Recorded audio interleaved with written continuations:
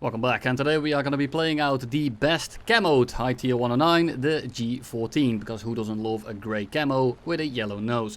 Now we have the G10, the K4, the 14 AS in the Italian tech tree, as well as this 14 right here, and they're all pretty similar. The K4 is the best one, but looking at the G models, the G14 is slightly better at like low to medium altitude, so up until 4 to 5 kilometers. It's pretty equal to the other 109s in that regard as well. Until you reach 5 to 6 to 7 to 8 kilometers, the higher you go, the worse this thing becomes. So, in essence, it's not the best 109. If you really want to fly a high tier 109, fly the G6. And if you want to fly an actual high tier 1, fly the K4.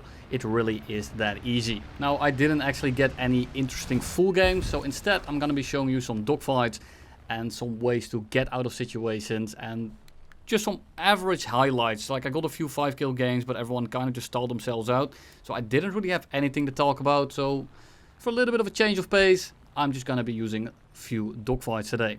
If you're noticing some new graphics, you are correct. I'm using a new monitor. I'm still trying to fine tune it. If it looks weird, let me know. First off here. Actual, a little bit of an average engagement. We are above everyone. There's a few guys on the deck. We have an MB5, a Yak-3, a Spitfire, as well as the Ki-61.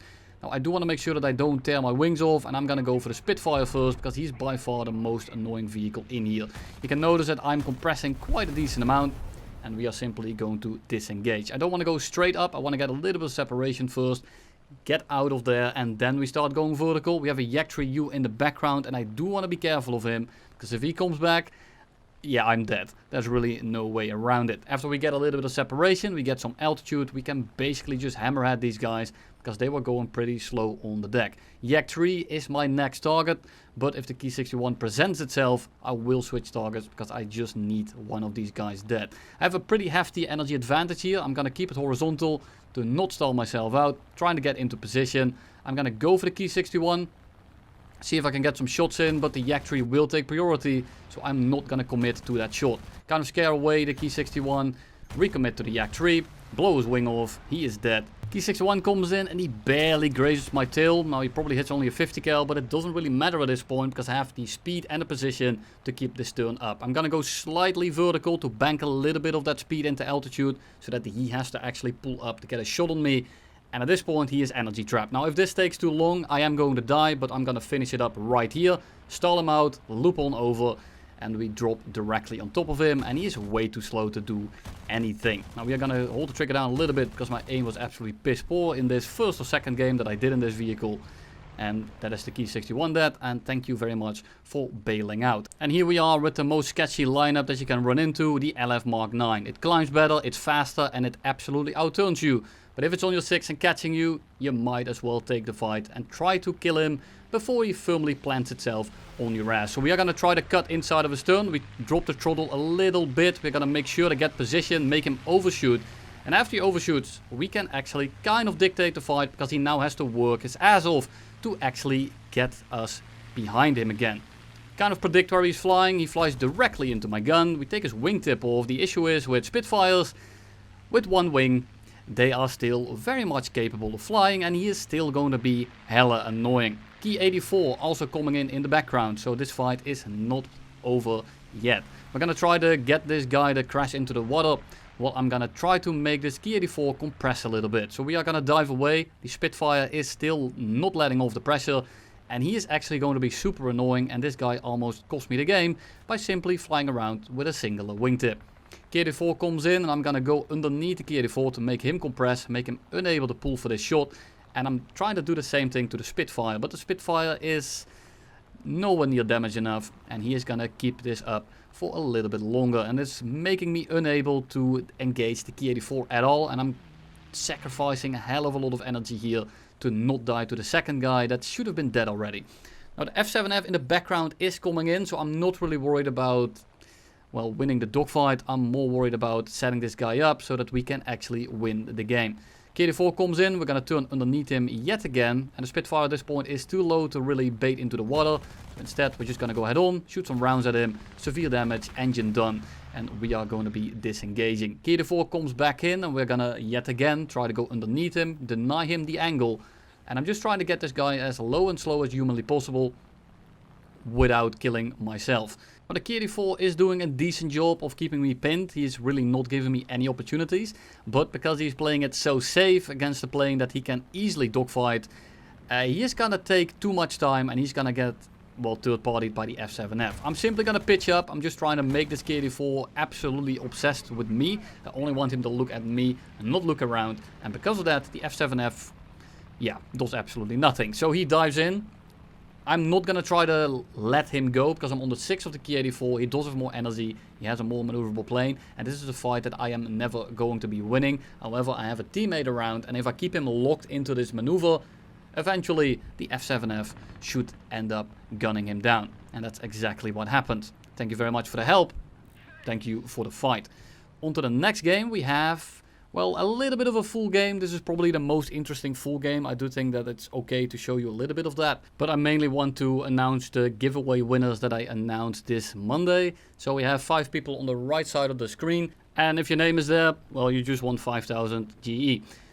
Congratulations, I say with my most enthusiastic voice I can possibly muster. All you have to do is simply reply to that comment with your Discord username or reply to me on Discord and give me some kind of proof that that is actually you. We will actually verify that, so don't try to scam me. And that's it really. You have 72 hours. If you don't actually redeem your prize, I will go to someone else that already left a comment on the previous one. So don't bother commenting on here to try to redeem it here. Well, you can do it. It of course helps the algorithm. Thank you very much. But you really won't win anything else. The giveaway itself is closed. And if you haven't entered yet, you're not eligible to enter anymore either. So 72 hours. And I will announce the next set of winners, if not everyone redeems it, in the video that I drop Monday. If everyone has picked up the prize, I will leave you a little bit of a community tab message so that you know that you don't have to look at it anymore. Let's get back into the gameplay. So we have the entire enemy lobby below us, other than the Ki-61. And I kind of want to engage the Ki-61, but at the same time, if I fly all the way over there, I'm going to waste a lot of time. So I'm not going to fly all the way over there. Instead, I'm going to help my Yak 3 that is directly below me by engaging the A7M. Now we have Gota 2 or Gota 2, whatever you want to call it. And we are going to be pinning him down real quick. Now we are going to do a little bit of a mating press. Unfortunately, he slams my Yak 3 just as I come in. And I'm going to try to get some shots in. Now I am compressing. I get some hits in, but it really doesn't do anything. So instead of fighting him right now, I'm going to disengage, make him turn around as we do the same thing. Dodge his guns and get a little bit of separation again before we start going vertical. Now we start climbing once we hit like 1.1, 1.2. And we are going to try to energy trap him with our superior climb rate. Now luckily, up until 4 kilometers, this thing actually climbs quite okay. It does start to drop off a little bit above that. But because we are at our basically sweet spot at this range, or this altitude range, it actually outclimbs the K4 for like 600 meters, which is fantastic. So this is our sweet spot essentially.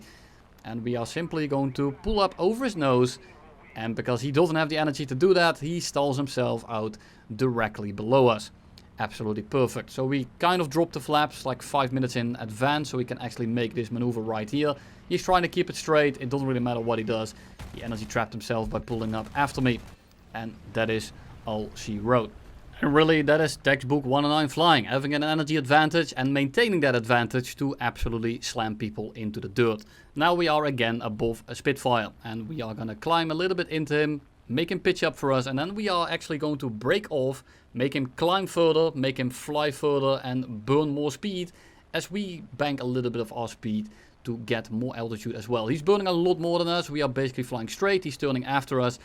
And from the second he pitched up after that maneuver, he was essentially dead. Now we are directly above him. It looks like a Griffin, so he is on the deck. Not really the best Spitfire to be in, especially when you are at a disadvantage. And I'm simply going to pressure him into the ground here. I'm going to stick a little bit too long because I have a lot more energy than him. And I'm not really too worried, so I'm just going to be shooting at him. He basically flies straight and we end up taking his wing off. Absolutely terrific. Now the IL-10 comes in. And I mean, the game is essentially over. This fight is not going to be the highlight of the game. It's basically a little bit of filler as we talk about the closing stages of this match. But I'm going to show you something that you should do with planes with a gunner, especially when you have a vehicle that needs a little bit of trigger time.